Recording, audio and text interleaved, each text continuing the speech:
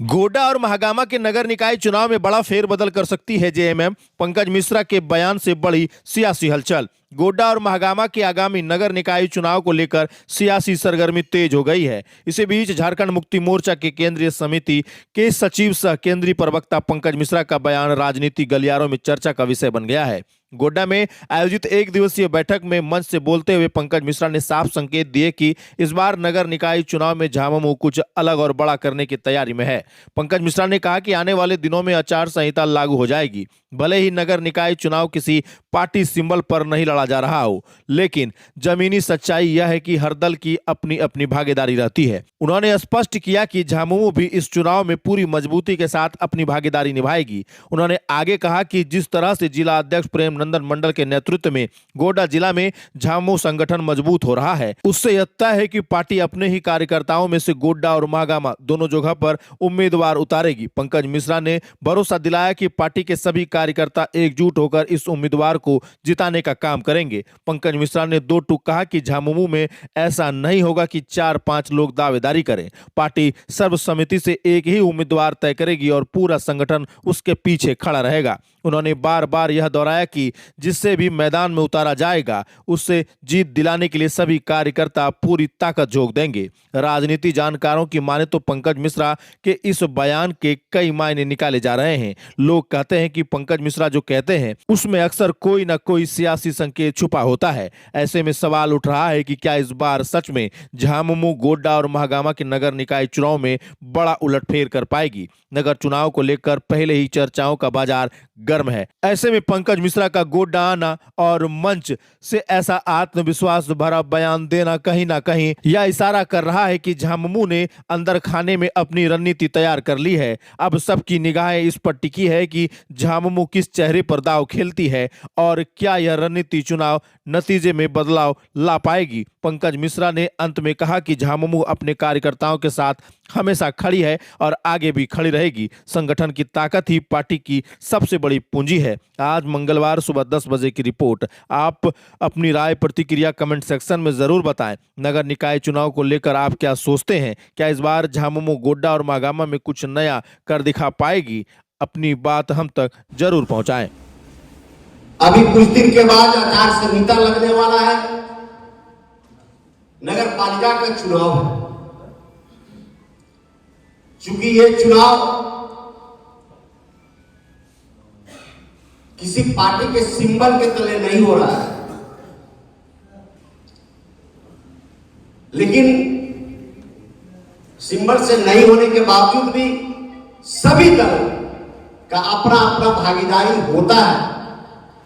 हमारी भी भागीदारी, झारखंड मुक्ति मोर्चा की भी भागीदारी गोड्डा और महागामा नगर कमेटी में रहेगी।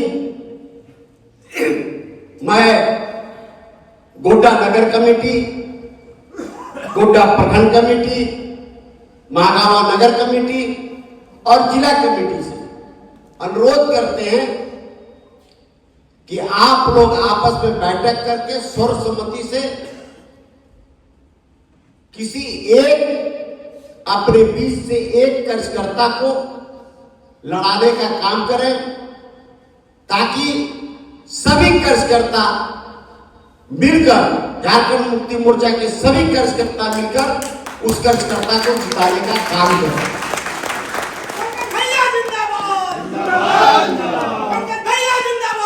लेकिन बहुत दुख के साथ भी कहना पड़ता है कि देखने में कभी कभी ऐसा भी आता है कि हमारे ही दल से 4-5 लोग खड़े हो जाते हैं। अब ऐसी परिस्थिति में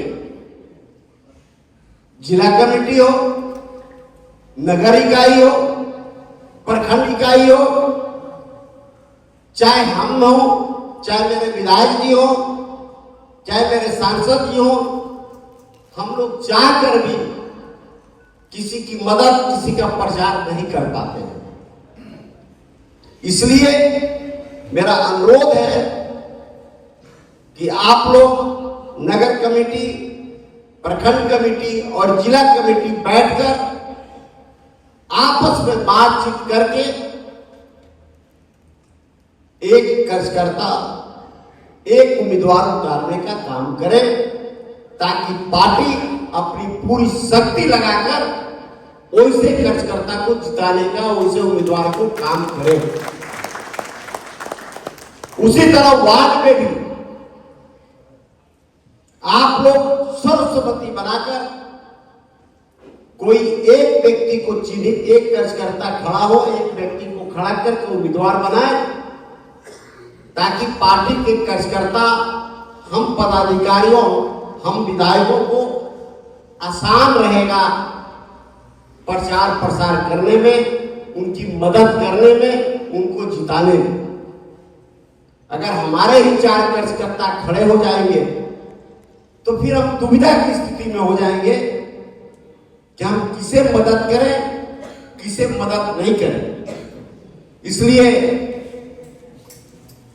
ये गोड्डा नगर कमेटी और महागामा नगर कमेटी जिला कमेटी के साथ बैठकर 2 तारीख के बाद,